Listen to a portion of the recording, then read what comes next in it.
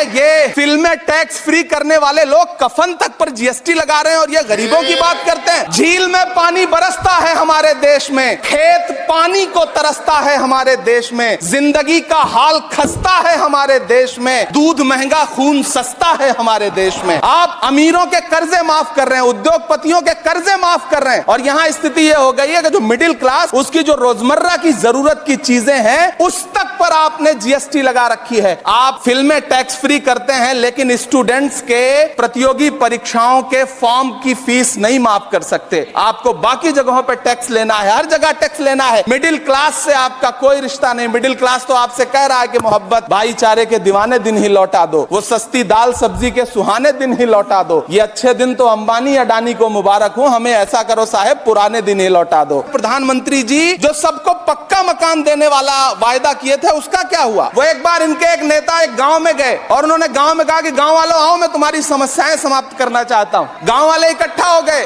नेताजी ने गांव वालों से कहा बताओ तुम्हारी दो समस्याएं बताओ, मैं दोनों समस्याओं का यहीं पे समाधान करूंगा। तो गांव वालों ने कहा साहब हमारी पहली समस्या है कि हमारे यहाँ कोई हॉस्पिटल नहीं है। तो नेताजी ने मोबाइल निकाला, कहीं फोन मिलाया और मिला के फोन पे पता नहीं क्या कुछ कहा कि यहाँ गांव में हॉस्पिटल नहीं है, हॉस्पिटल तुरंत यहाँ हॉस्पिटल चाहिए। गांव वाले खुश हो गए कि 1 मिनट में यहाँ हॉस्पिटल आ रहा है। अगली समस्या के बारे में उन्होंने नेताजी ने गांव वालों से कहा कि मैंने आपकी पहली समस्या समाप्त कर दी, दूसरी समस्या बताओ। तो गांव वालों ने कहा साहब इस गांव में कोई भी मोबाइल का नेटवर्क ही नहीं है। ये है इनके काम करने का तरीका, ये है झूठ बोलने का तरीका।